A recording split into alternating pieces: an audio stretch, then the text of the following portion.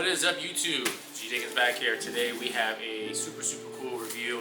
I was able to unbox this earlier today for you. Now I'm going to be giving my opinion on it, how it works. Today we have the Ultron 4 pen. If you guys don't know the hype about this machine, I didn't know either until one of the artists that I get to work with every day. I brought it to my attention a few days ago, saying, "Oh, I think it got released," and it sure did. I feel very lucky to get my hands on it. As you see, this is number 86 of, we'll show you how many. We've got the Vlad Ultra Pen 3, which is arguably, after using it for several hours, it kind of changed, my opinion on figuring out how to do different modes on it, and how you can set it down and the motor will cut off if it doesn't feel motion. I think a lot of it's really cool. The Ultron Pen 3 is probably going to make my top 5 this year of the machines. I really enjoy it, especially for solid black work. We also have the Avenger 4 here, which is obviously completely wireless. Here we have the, sorry, not the Avenger 4, it's the Avenger 3 Pro.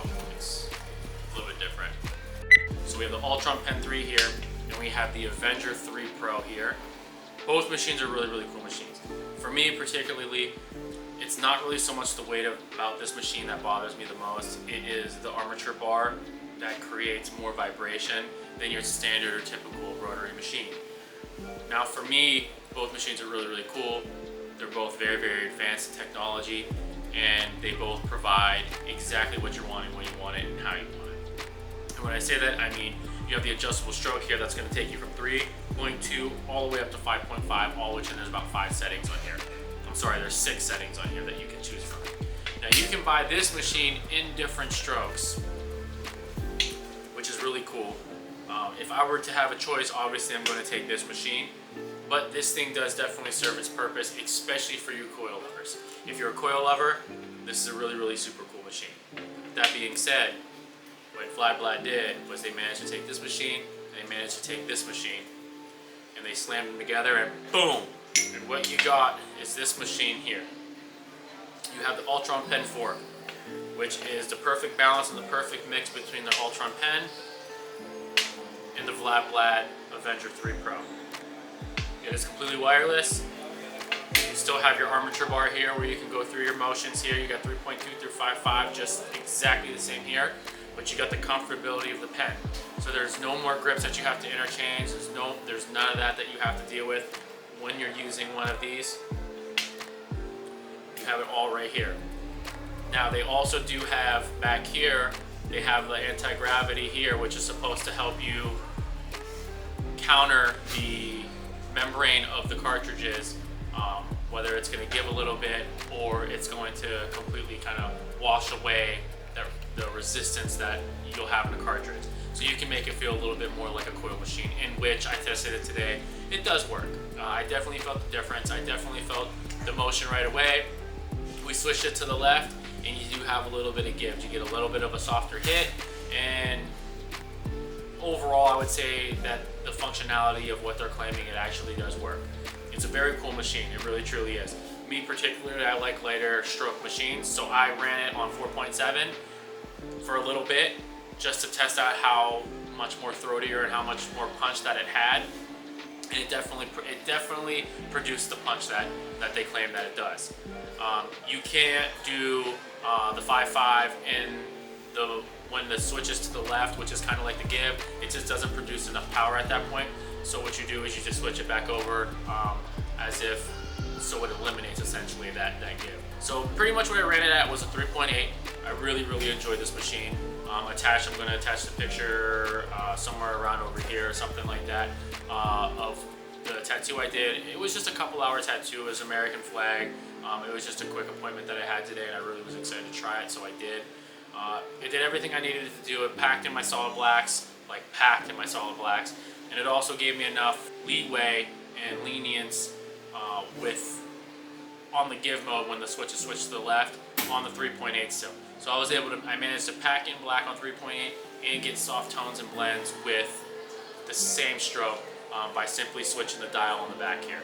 So it was definitely useful. I don't necessarily hear like a difference in the motor. I don't feel a difference in my hand, but you definitely do feel a difference when that needle is kind of gliding across the skin. You can feel either the resistance, that the needle is hitting the skin and like the impact it's having, versus when you're actually kind of gliding or penduluming it into the skin. You can feel it when the switch is on left or on right. Other than that, the usability is really user friendly. It doesn't take a rocket scientist to figure it out. You got your power button in the middle, your hertz up, hertz down. Now obviously you can just scan the user manual here, which is provided in the box. Of this one. You just scan the code and it pretty much goes through the do's and don'ts, which I'll leave that up to you guys to do it. If you guys would like me to put that in the video, the do's and don'ts. According to Vlad with this machine, I'm willing to do that for you, but that's gonna have to be a whole video in itself.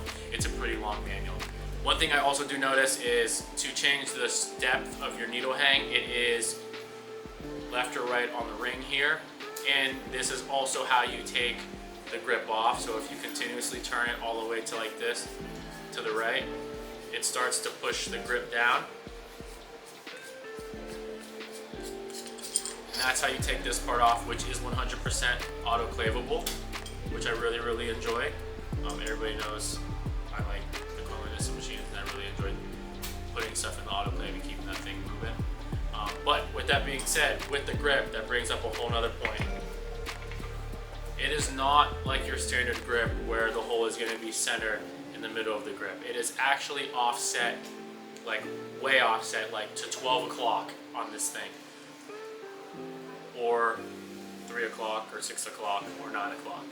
I thought that it would bother me a little bit. It really truly didn't. I didn't even notice. It didn't get in the way of anything. It didn't get in the way of pulling lines. It didn't get in the way of taking your mag and kind of contouring around different areas of the tattoo, which was very surprising to me. This is not a removable battery machine. The battery is fixed in here, as you can see here. I don't recommend taking this thing apart, as it probably would void any sort of warranty that may or may not come with Blad. You just go on the website, check it out, and you will know exactly what to expect with the warranties. It will also be in the manual. It is 2025. Obviously, things are changing. I don't know if it was due to the tariffs or what that was. The price of this machine was, I believe, a little bit on the higher end. I paid $1,600, maybe $1,678. That might be the correct number. It was either $1,678 or like $1,670, but it was $1,670 something dollars. I was unaware that when UPS got to my shop today, that it was going to be an additional $170. That I had to write a check to the UPS guy for it to be brought into the country. So I'm not sure if that was a presidency thing, or a politic thing, or what it was, but it was definitely expensive to get it from Russia to the US. So with that being said, kind of tread your water unless if you're willing to spend $2,000 on one of these machines. That to me is a little bit of a throat punch for a tattoo machine. I know I've got tons of tattoo machines and it doesn't, but I truly do pay for 97% of my tattoo machines, with the exception of, like Inkin would send me one every now and then. Jay Conley, which I really do highly suggest everybody checking out some Jay Conley stuff, because their barrier film is top to none. Back to the $2,000 for this machine. It's kind of a hard pill to swallow, but it's a really cool machine. I'm gonna be honest with you. Is it worth it? My honest opinion on tattoo machines is you're gonna make your money back as long as you have work. If you're willing to spend $2,000 on one of these tattoo machines, I would say go out and do it. If your budget is FK Irons Flux, that will do you in, I promise you. I don't think that this machine in particularly did anything different than most other rotary machines. But the only thing that I can tell you is this is the absolute closest to the feel of a coil machine that I have honestly used since I've been tattooing. And I have some really cool coil machines made from Tony Urbanic, and They're really, really high quality machines. So I know exactly what it feels like to have a really, really high quality coil machine / machines. This comes closest to it. And to be honest with you, when this switch is switched over here to the left, it feels very, very similar. Coil lovers will absolutely love this tattoo machine. Rotary lovers will absolutely love this tattoo machine. If I were gonna say anything negative about it, the vibrancy is a little bit heavy. It vibrates a lot. About 2-3 hours, I was feeling it. It's not a light machine. It's on the heavier end of a rotary tattoo machine that is a pen style, but it is very compact. It's not nearly as big as it looks like on the ads. It's a very small machine. As you can see, in comparison to the Ultron Pen 3, it's shorter, but it weighs just a little bit more than it. It also has more components on it, so that could be why. I like bigger grips, so it's perfect for me. It didn't necessarily cause fatigue, but it definitely made you feel like you were riding a Harley for 5 hours. And like I said, it's number 86. It says number 86 out of 100 Founders Edition on these. I really think that this is a cool machine. I really think that you guys should check it out. And I really think that if you're fortunate enough to be able to purchase one of these, I think that you should go out and try it out, because it's a really cool machine and it doesn't resemble any other machine on the market. So that being said, this is G Dickens. I hope you enjoyed the review after using the Vlad Ultron Pen 4. We'll see you on the next one. Psych! Thought the video was over. Forgot. This machine, the hardest, most difficult tattoo machine that I've ever had to figure out how to wrap. There's just so many components on it that I can't bag it because she's pretty. And the armature bar will smack the top of it, and probably there might be an overeating issue. There's so many different things that I was thinking about trying to wrap this machine. I couldn't figure it out. I still don't think that I figured it out.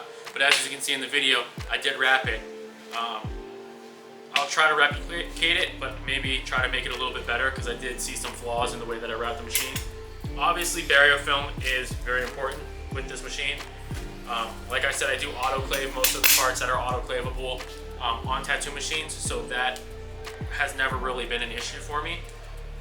So I don't mind if my grip isn't completely covered, just because I do autoclave my grips. So what I did was I kind of sealed this the best I can with the barrier film. And what I did was and I'm not gloved up because I'm not using this machine, this is just for YouTube purposes. So then what I did was I went like this, and I kind of snugged this real nice and tight along this, and I covered the grip up the best I could with it, because you have to remember, you're not twisting the grip here, you're actually twisting this ring. And with that ring, it makes it difficult to twist if it's being obstructed by this wrap, or by saran wrap, or by barrier film, or anything of the sort. So again, it doesn't have to be absolutely perfect, like I said, because I autoclave it, but you can get it kind of pretty close.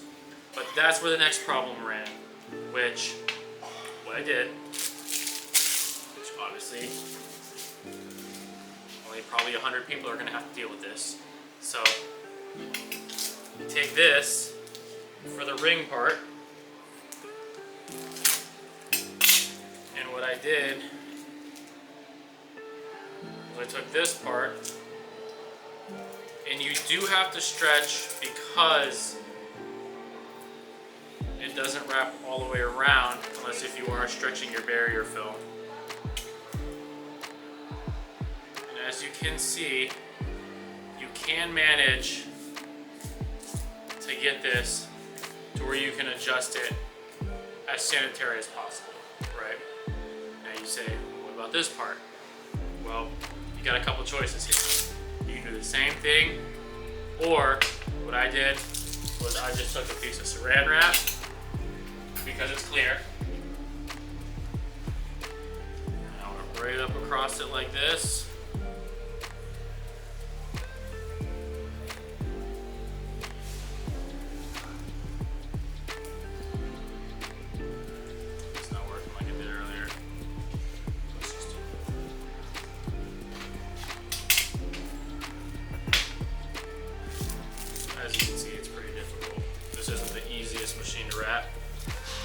make it difficult, honestly, because you have to get it underneath that switch for your different modes. But you also can't block or obstruct the armature bar. So it's not the easiest to do.